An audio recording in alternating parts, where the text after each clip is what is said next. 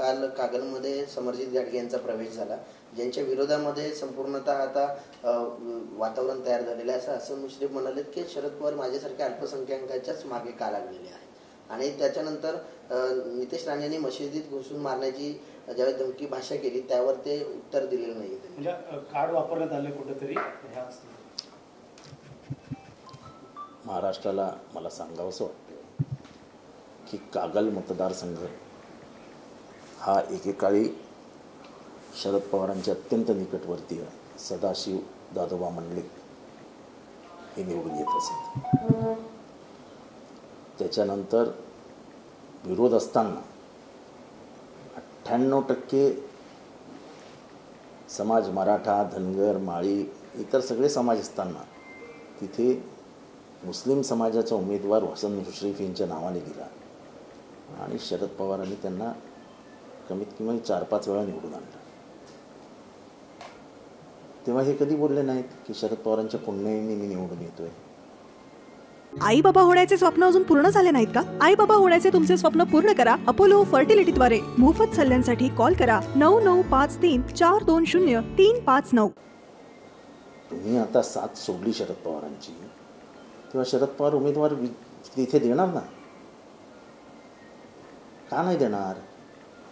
या माणसाने तुम्हाला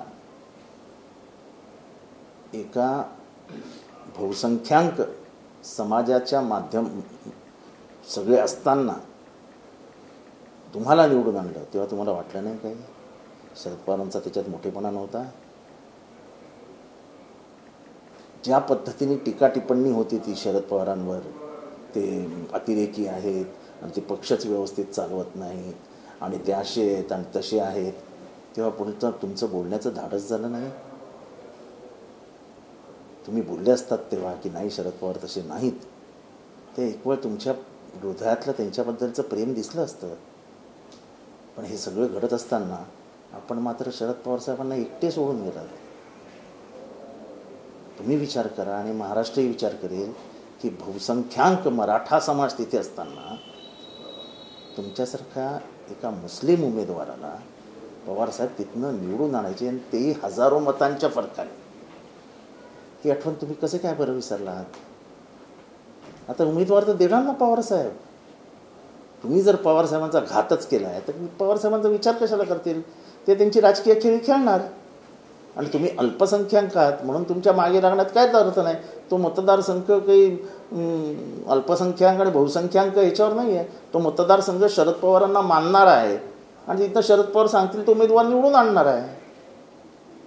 आणि मग एवढंच जर तुम्हाला प्रेम होतं तर परवा ट्रेनमध्ये एका म्हाताऱ्या मुसलमानाला मारण्यात आलं तेव्हा तुम्ही का नाही बोललात? देशभरात मुसलमानांना मारतायत, गोळ्या घालतायत, त्याच्यात का बरं तुम्ही बोलत नाही?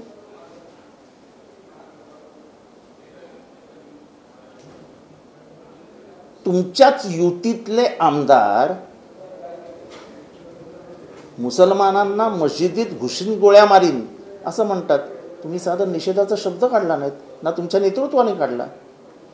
आता अचानक तुम्हाला आठवण झाली की मी मुसलमान आहे आणि म्हणून मला विरोध होतोय आणि म्हणून शरद पवार माझ्या मागे लागलेत. शरद पवार जातपात पंत प्रांत ह्याच्या पलीकडे जाऊन राजकारण करतात. मी असे या महाराष्ट्रातल्या अनेक जागा दाखवीन जिथे त्यांनी समाज 1% असताना त्याला उमेदवारी देऊन निवडून आणलेला आहे. तुम्ही हा त्यांच्या मोठेपणाचा विचार करायला पाहिजे होता की मी मुस्लिम असताना 98% मराठा असलेल्या एका मतदारसंघातनं शरद पवारांनी मला निवडून आणलं. हा मोठेपणा तर मान्य करा ना. जातीचं कार्ड वापरायला लागले. ते असं आहे की जातीचं कार्ड त्यांना वापरण्याचा अधिकार पण नाही. मुसलमानांवर होणारे अन्यायाविरुद्ध हसन मुश्रीफ एकदा बोललेत असं दाखवावं त्यांनी. तुम्ही का नाही भूमिका घेतली जेव्हा विशाळगडावर हल्ला झाला, जेव्हा मस्जिद तोडण्यात आली, गजापूरमध्ये जेव्हा कुराण फाडण्यात आलं, तेव्हा तुम्ही हसन मुश्रीफ कुठे होतात? रंग बदलू नका. तुम्ही मुस्लिम आहात मला मान्य आहे, पण शरद पवारांना त्याच्यामध्ये खेचू नका. आता तुम्हाला पाडण्यासाठी तुम्ही जर शरद पवारांना चिमटा काढलाय तर त्याचं प्रत्युत्तर ते देणार ना. का नाही द्यायचं त्यांनी? आम्ही सांगू त्यांना द्या. तुम्हाला काय दिलं नाही शरद पवार यांनी, काय दिलं नाही. कोल्हापूर सारख्या जिल्ह्याचं पालकमंत्री केलं तुम्हाला. तेव्हा तुम्ही विचार नाही केला की एका मुस्लिम समाजातल्या माणसांना शरद पवारांनी कोल्हापूरमध्ये पालकमंत्री केलं? तुम्हाला बरोबर आत्ता आयत्या वेळेस आठवते की मी मुस्लिम आहे म्हणून ते मला त्रास देत आहेत. नाटकीपणा बंद करा, हे ढोंग बंद करा. तुमच्या या ढोंगांना फार किंमत कोल्हापुरात पण मिळणार नाही आणि कागलमध्ये पण मिळणार नाही.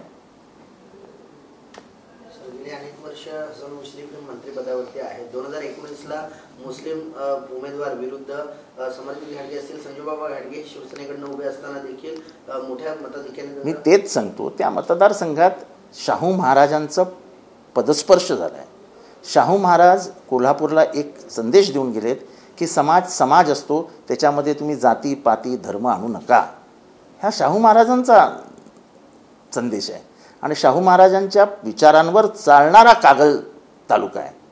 त्यामुळे कागल तालुक्याला हे कधी पटलंच नाही की हसन मुश्रीफ मुसलमान आहे, घाटगे हे मराठा आहेत, मग आपण मराठ्याला मतदान. शाहू महाराजांच्या विचारावर चालणाऱ्या कागलने हसन मुश्रीफांना प्रचंड फरकाने निवडून आणलं. तेव्हा तुम्हाला कौतुक वाटलं नाही? आज तुमच्यातलं अचानक मी मुसलमान आहे म्हणून माझ्यावर अन्याय करतायत, म्हणून शरद पवार माझ्या मागे लागलेत. अरे वा, अरे वा. जेव्हा तुम्हाला पाठिंबा द्यावा तुम्हाला बोलावं असं वाटलं नाही की एका बहुसंख्याक समाजाच्या मधनं त्यांनी एका अल्पसंख्याक मुसलमानाला निवडून आणला. शरद पवार महान आहेत असं एक वाक्य दाखवा तुमच्या तोंडातलं. हे सोयीचं राजकारण खेळू नका हसन मुश्रीफ. खूप जणांनी तुम्ही शरद पवारांच्या स्वभावाचा फायदा घेऊन सोयीचं राजकारण केलं. नितेश राणे अनेक वेळा मुस्लिमांच्या विरोधात बोलतात, का कारवाई करत नाही त्यांना? असं आहे की हे सरकार पुरस्कृत आहे. सरकार बोलायला लावत आहे. गगनगिरी महाराज सरकारने बोलायला लावलं. नितेश राणे सरकार बोलायला लावत आहे की मुसलमान चिडतील, मुसलमान काहीतरी बोलतील, मग दंगे होतील, मग विभक्त दोन धर्म होतील आणि मग आपण निवडून येऊ. पण शांत बसलाय हिंदू आणि शांत बसलाय मुसलमानी. तुम्ही त्या ट्विटरवरती किंवा फेसबुकवरती जा आणि नितेश राणेंविरुद्ध हिंदू समाज काय बोलतोय तर जर बघा, आडनावं बघा आणि काय लिहितायत बघा. त्या म्हाताऱ्या माणसाला मारला ट्रेनमध्ये त्याच्याबद्दलही काय लिहितायत ते बघा. त्याच्यात काही बायकांनी पोरींनी लिहिलंय तुमच्या बापाला असं मारलं असतं तर चाललं असतं का? समाजाला हे सगळं पटत नाही हो. समाजाला शांत जीवन जगायचं असतं. सकाळी 8 वाजताची ट्रेन पकडायची असते आणि तिथे पोचायचं असतं कामावरती. त्यांना हे कुठे वेळ आहे सगळं करायला? समाजाचा विचारच करत नाही आपण. त्यामुळे समाज अस्वस्थ आहे. समाजाला ह्याच्यातनं सगळ्यातनं निघायचं आहे. हे धर्माचं राजकारण हे आपल्याला कुठेही नेऊ शकत नाही. नोकऱ्या नाहीत त्याच्याबद्दल कोण बोलत नाही. महागाई वाढते त्याच्याबद्दल कोण बोलत नाही. आपले धंदे गुजरातला जात आहेत त्याच्याबद्दल कोणी बोलत नाही. नितेश राणे पोलिसांवरती प्रक्षोभक बोलताना पाहिलं, मात्र सांगलीच्या एका पोलीस अधिकाऱ्याने त्यांना त्यांची जागा दाखवलेली पाहायला मिळाली. तुमच्यासारखे बरेच जण पाहिलेत. तुम्हाला जी नोटीस दिली प्रक्षोभक भाषण करू नका अशा प्रकारे सज्जड दम जो आहे तो नितेश राणेंना द्यायला. नाही, पोलीस सुद्धा किती सहन त्यांच्या बायकांवर बोलायचं, त्यांच्यावरती बोलायचं. आम्ही राजकारण करतो. राजकारण करत असताना वैयक्तिक पोलिसांच्या विरुद्ध आमचं होत नाही. कार्यकर्त्यांना सोडवताना किंवा आजच्या सरकारच्या सांगण्यावरनं आमच्यावर केसेस घालतात तेव्हा आमची भांडणं होतात. दुर्दैव हे की पोलिसांमध्ये जे राजकारण घुसवण्याचं काम या सत्ताधाऱ्यांनी केलेलं आहे की ह्यांना त्रास द्या, त्यांना त्रास द्या. पोलीस तरी बिचारे काय करणार? त्या हुकुमाचे धनी आहेत आणि मी साक्षीदार आहे त्याचा. मी प्रत्यक्ष साक्षीदार आहे त्याचा. त्याच्यामुळे ते पोलिसांचा दोष नाही. पोलिसांना काय दोष देणार? ते बिचारे करणार तरी काय? बदलापूरच्या केसमध्ये त्या बाईला सस्पेंड केलं. कशाला केलं? केस घेऊ नका असे फोन आले होते. बदलापूरच्या रेप केसमध्ये केस घेऊ नका असे त्या बाईला फोन आले होते, त्या इन्स्पेक्टर बाईला. मग काय करणार पोलीस?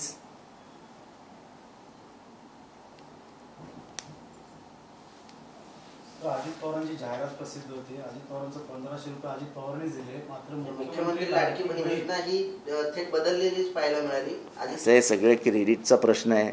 सरकारचे पैसे, आमच्या टॅक्समधनं गेलेले पैसे, कधी ह्याच्या नावावर तर त्याच्या नावावर. कधी ती घोषणा आहे मुख्यमंत्री लाडकी बहीण योजना, ती उपमुख्यमंत्री लाडकी बहीण योजना नाही.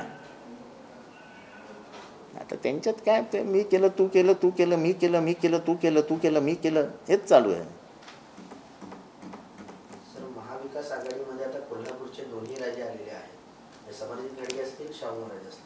असं आहे की शाहू महाराजांचे हे दोघेही नातेवाईक आहेत. छत्रपती शाहूंचे हे दोघेही नातेवाईक आहेत.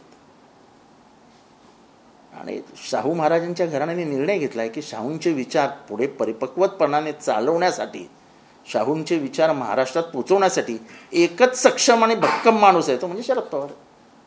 त्यांच्याबरोबर उभं राहिलं पाहिजे हे शाहू महाराजांनी ठरवलं आणि समरजित सिंग घाटगे यांनी ठरवलं. त्याच्यात चुकीचं काय?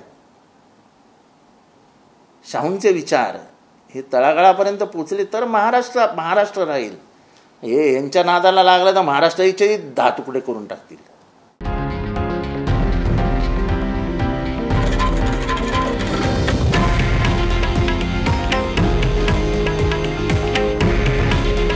हे आहे देशातील नंबर 1 न्यूज नेटवर्क आणि आपण पाहत आहात TV9 मराठी.